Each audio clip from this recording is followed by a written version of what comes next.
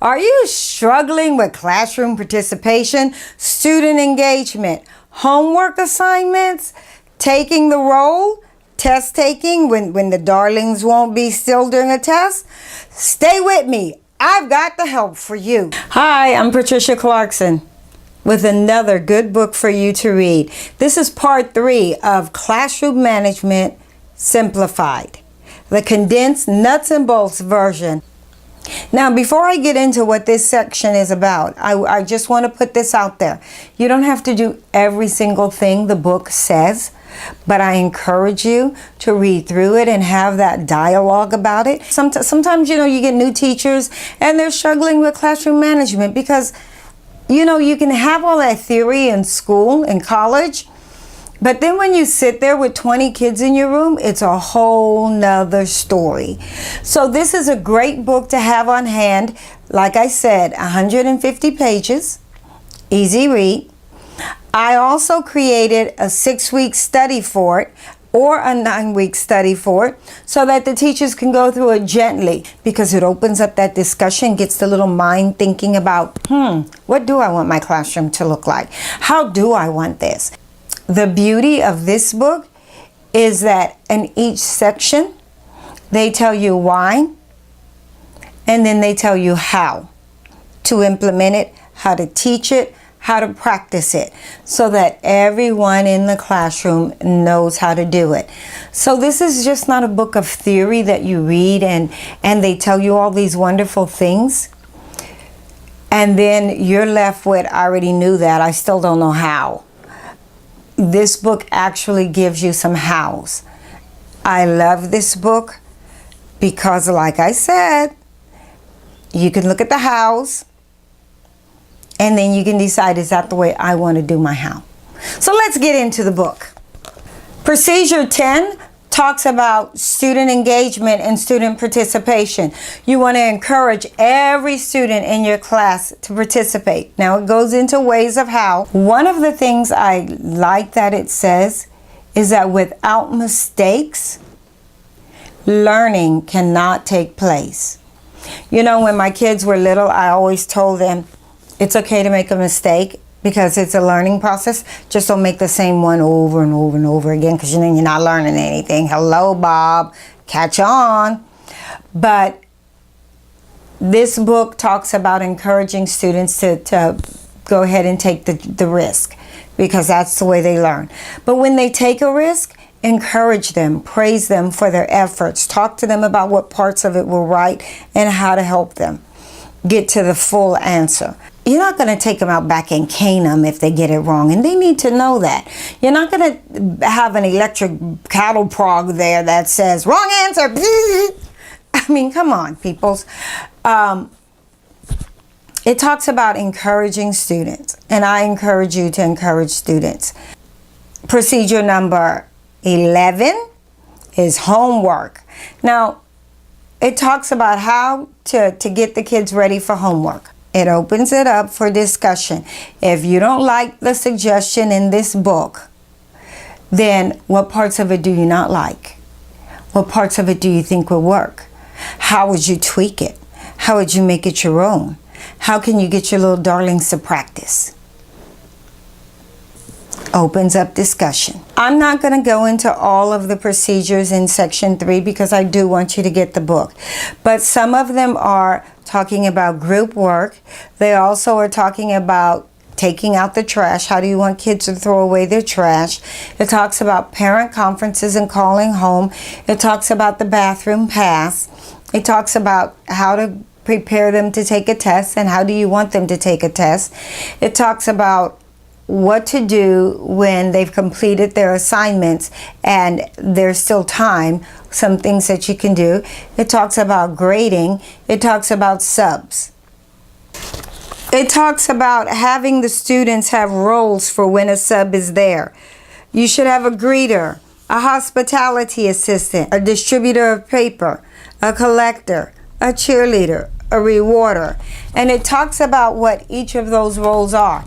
That's a lot of roles. But it gives you food for thought, teaching your students to be responsible. I'm just going to share some of my war stories and the importance of preparing for a sub. My first year teaching, I had, the first year teacher, I had one schedule before school started, and I saw the kids on the list. The first day of school, those weren't the kids in my class. You know how they do first year teachers? They dump all the darlings in one room. And so I didn't know, it's my first year. They were fine with me because of my personality. They were fine with me.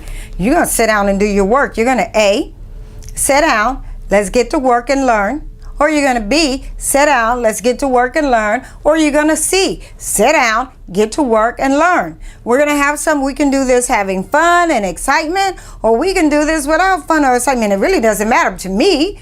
You're still going to learn. I'm getting paid to make sure you learn, and you're going to learn. Billy Bob. And so I didn't really have that problem, but I was absent one day, and Lord have mercy, they threw chairs across the room. The poor sub was hiding under the desk crying. The security had to come. Some girl got hit by a desk and they had to call the ambulance, and I'm like, mother of pearl, what happened? I got written up. Because you should have taught your children how to act outside your presence. Okay, this is an elementary school, all right? These are the big boys and girls. They don't know how to act by now, but okay, that's cool. I promise you the next time a sub comes in my room, I will have a room full of halo and wings, all right? It's all good. So I went back to the room. Yeah. And then the next time there was a sub, everybody had halo and wings. Go figure. But what I learned from that is you should teach those procedures ahead of time. What are your expectations and what are the consequences of not behaving? What do you want them to do when a sub is there, and how do you want them to act? And you need to make that clear to them. Whenever I was going to be absent, I always let the kids know I'm going to be absent. This is your assignment for tomorrow, and this is how I expect you to do it. And whether the sub comes in here and gives you directions, or whether she sits in the desk and snores, this is what I expect of you. Nothing less. And after that, I always got it. And I love my kids. They're fun, they're darlings, they're sweetie pies, but you gotta teach them, and you gotta leave clear instructions for a sub, but you gotta leave clear instructions for your students with expectations. Okay, that was my soapbox. I'm back to the book. So as you can see, there are many, many things in this amazing book of Classroom Management Simplified. I encourage you to get a few. If you're an administrator, keep them on your campus, and that way you can help a teacher who is struggling. We're so eager to put teachers on growth plans and then get rid of them, but did we invest in them? Did we help them figure out how to do it? Did we really think that they just woke up and figured it out? Because when we first started, we didn't figure it out. Our first year, we didn't walk on water. Come on now, don't be lying to yourself. You struggled that first year and you thought, what the blue blazes did I get into? Help them stay in the profession. It is a glorious profession.